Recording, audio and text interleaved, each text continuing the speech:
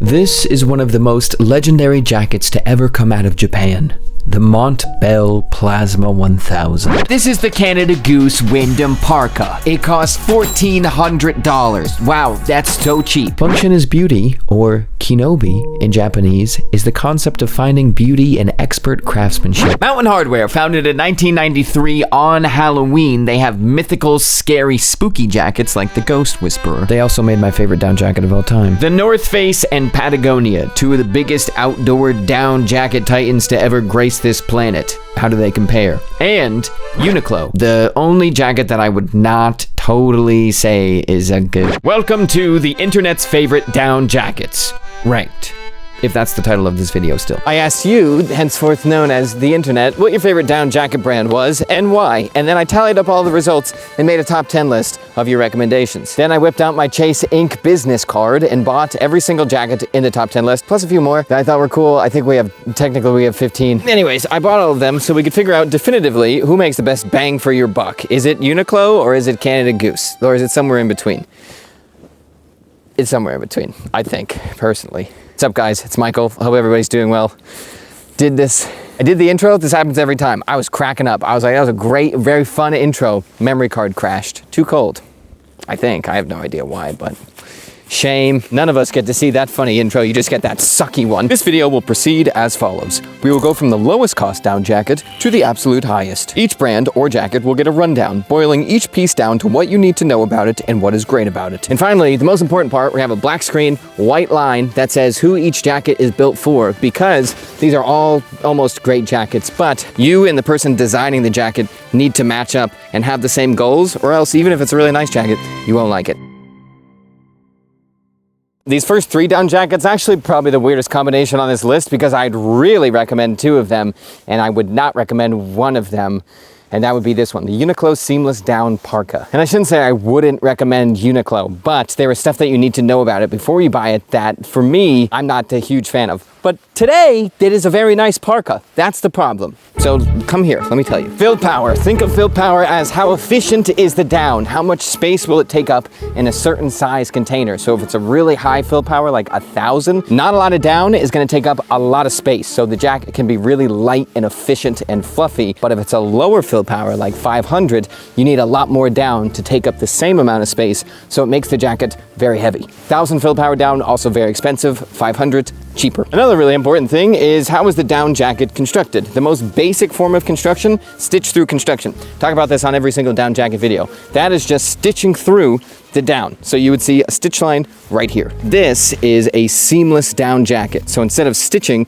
we're using adhesives, or it depends on the brand, but we're seaming everything together without stitches. Hey, hey, let's cut this bad boy open and see what the heck's inside of it. I really hate the idea of cutting open a perfectly good garment. We're gonna go right for the heart. We have this down-proof fabric, the down is inside of that, and we stitch it to this layer right here. So we have this white fabric with these little strips making the baffles. The outside of the fabric doesn't have any stitch lines because it's on this and then it's heat bonded right there. And on this jacket, we use 750 fill power down. So on its face, and today, it's great. I really like those stats and I like the look of this jacket. But if we go inside of the jacket, you will see a really long, detailed, and thorough care label. If we go to the bottom, it says, hey, by the way, this entire jacket is coated in a resin that whether you wear it or not, or store it properly or not, is going to start peeling, flaking, and falling off. That's just how the jacket's gonna be. The second it's made, it will start to decay. Okay, so after all that, I don't wanna say that I don't recommend it,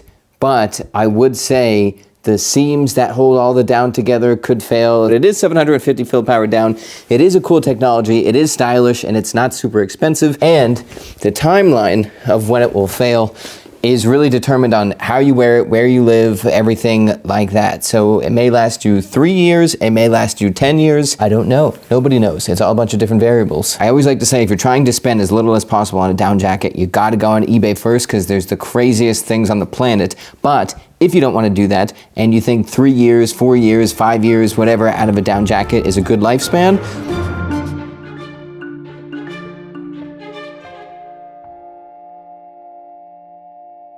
oops, Edward, I found a spelling mistake on your website. You said this jacket is Seder-proof. I think you meant waterproof. $175 for this down jacket is kind of an insane deal. This is the superior down Parka from Eddie Bauer. 650 fill power down, waterproof, seam sealed. Most people, you give them a jacket that's triple the price, probably wouldn't notice that much of a difference. This is just stitched through baffle construction. That was on the first down jacket that you could still wear today, 100 years later. Nothing new, nothing crazy, and they're very solid. I got my dad a First Ascent Eddie Bauer down jacket probably 15 years ago. He still wears it basically every single day in the winter. Looks great. First Ascent is Eddie Bauer's higher line. That stuff looks pretty good to me. I never heard of Decathlon in my life, and I was like, that's probably not gonna be that good. It's probably just gonna be a regular whatever jacket. Nope, that's one of the best jackets that I've ever seen for this price. $250 for, look at this.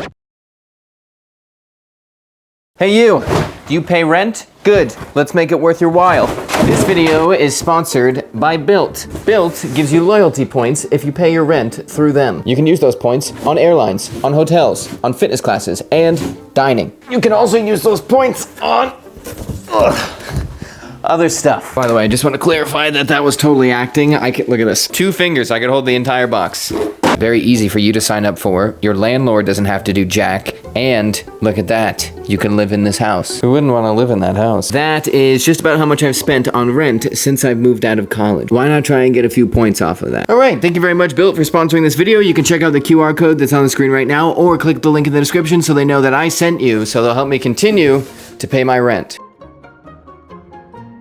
$250 for, look at this, zippered chest pockets, which are a must for me on any down jacket, an internal down stuffed storm placket to keep you warm under the seam of the zipper, an internal storm cuff that also has a full cuff that wraps around it that's reinforced, so when you're climbing or doing something crazy, this doesn't rip. Hand pockets that are cut behind the down, which is one of my favorite things, so that way you don't need to bring mittens because your hands are warm from this, but at the same time, see how the zipper, when I zip it, isn't exposed and there's this little lip?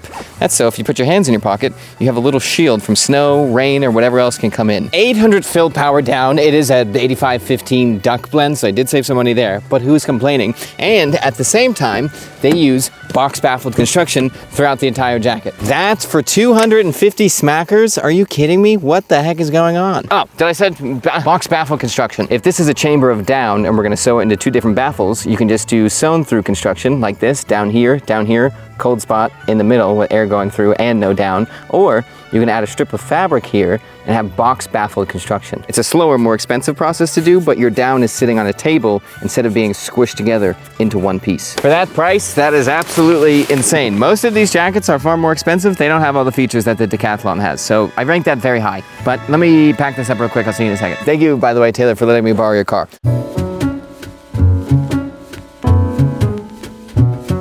I don't think I'm a big fat sucker, but sometimes I am a big fat sucker and I like it because while Decathlon is $250 and you get every single spec under the sun and it's a fantastic jacket, this North Face is also $250.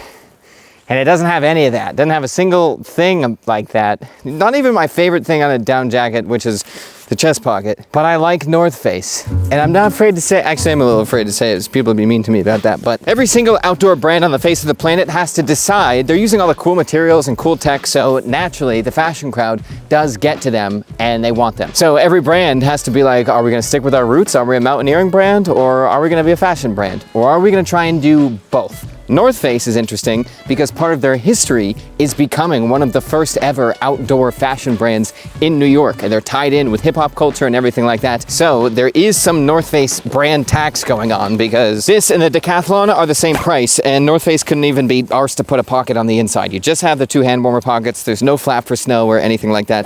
Bare bones, basic, 600 fill, stitched through construction. This is a pretty regular YKK Vislon zipper, very plain, but incredibly smooth and satisfying to zip. The hand pockets are cut into the side baffles, so you don't need mittens, and I like that. It does not have any really bell or whistle. It's just a down jacket, and it's good for what it is, a lifestyle jacket. I'd feel totally comfortable wearing it in these woods.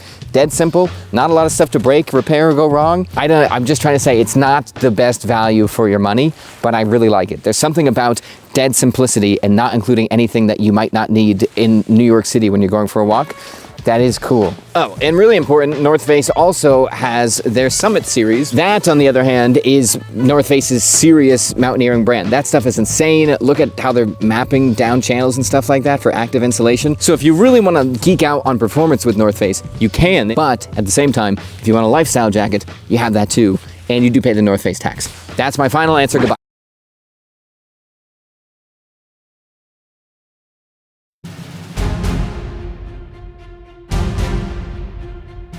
Patagonia is so great essentially because it checks the box, I feel like, for absolutely everybody. It is more expensive than the North Face, and this is 600 fill down, and it is pretty bare bones, but it does have an internal pocket, which is nice. It is totally function first. It's made in a fair trade facility. Everything is recycled, decycled, upcycled, downcycled, and Patagonia has their infinite lifetime billion-year warranty where if you bring this jacket in, they'll fix it, or they'll just get you a new one and say, ride, partner. Whatever you're looking for in a brand or in a jacket is with Patagonia. Except this hood. This is an old school hood. Out of all, this is a heritage style jacket. This is a really, not smooth at all. I think it's a 4-ply nylon, which is the most insane thing to put here in a cool way. But the Downdrift jacket is essentially an homage to the big tank jackets from North Face and Patagonia in the 80s, I want to say, maybe early 90s, where they're just indestructible. They're not meant to be ultralight. They're just for everyday use. Lifestyle, heritage, whatever you want to call it.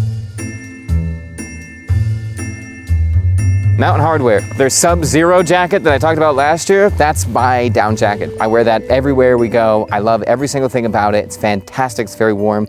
I would kiss it if I could. Well, I could, but I guess it's not right now. The Ghost Whisperer is kind of the flagship ultra light down jacket that you can whip on. You don't feel it at all. You can put a hard shell over it. It's tight to your body purposely. It's meant for climbing and everything like that. But I don't think 99% of people need it that light. And with that, you can get a lot more durability for the same price. This is 10 denier nylon, so it's very, very light, soft, silky smooth and everything. But no matter how hard you try, you will put a hole in it by accident. If it gets stuck on a car door or a branch or something as you walk by, you'll poke through it. The North Face that we're talking about is 30 denier and feels like glass. If that's what you're after, that's what I would recommend, because you'll be that person that sooner or later has their jacket filled with tenacious tape patches and everything like that. And most of us can spare a few extra grams or even ounces on a jacket that will last longer and look better. But this is cool for those that need it. Oh yeah, RAB is good. The Mountain People is good.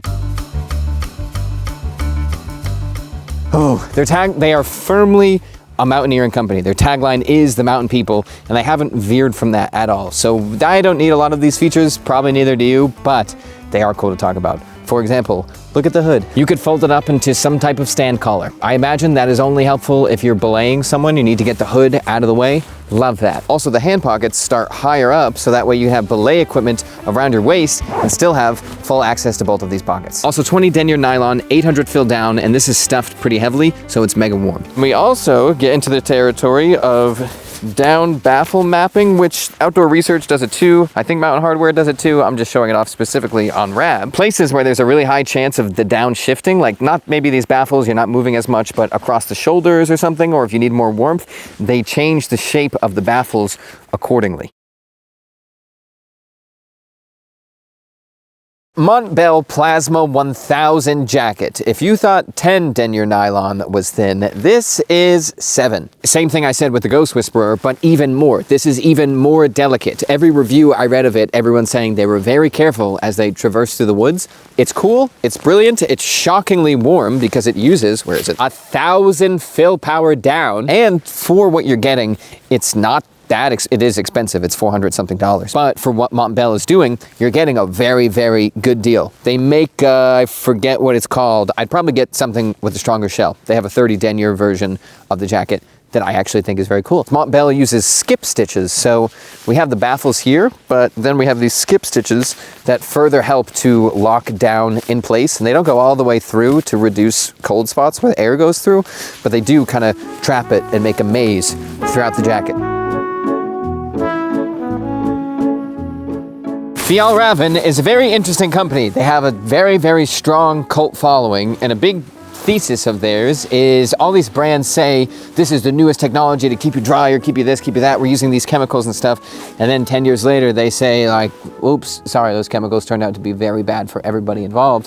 Why not just skip them entirely and stick to the old classics? So this is actually a polyester cotton blend, and I don't know if you can tell, but I waxed it. You can definitely tell on this sleeve because I 100% over waxed it. So thin layers, not one big heavy layer like I did. That's the point of Fjallraven's G1000 fabric. Wax it, wash it, do whatever you want, and increase the water resistance. But with Fjallraven, that does not make it waterproof, that's water resistant. So you have to want that, you have to be ready for it, because you can't expect this to act like Gore-Tex or any other really new technology. Still works really well, but it's not the same, and it requires a lot more care and a lot more upkeep. Probably the only jacket I'm totally comfortable doing this with from the entire list, because it's fine.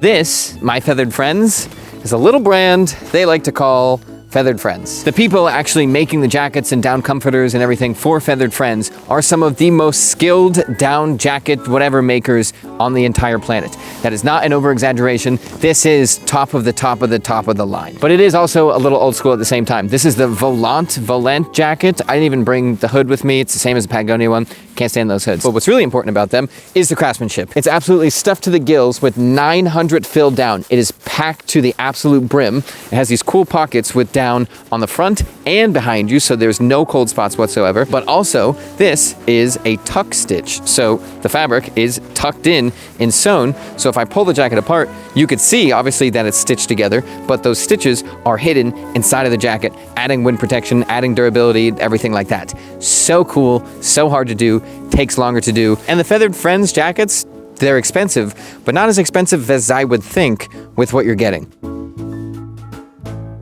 I picked up a little heritage run. We're not gonna go through every jacket in a ton of detail. 3 of them though. Oh, not that one. Thank you to the man on eBay that sold me this jacket, because I asked him if he could expedite the package, and he did. In time for this video, that was very late, so I didn't need him to do that anyways, but it was very nice. Rocky Mountain freaking Featherbed. What makes Rocky Mountain Featherbed stand out from like an 80s North Face is this leather combination tanned, seamless yoke for a backpack for added durability, for style, obviously. Schaefer's big thing was this yoke, so you see it throughout all of their clothing, all of their gear. But this is just a classic jacket. Ooh, I did that. I got a puff of the old user's cologne. You smell very nice. I snagged the Filson waxed down jacket. I've had the down cruiser before. I really like the down cruiser.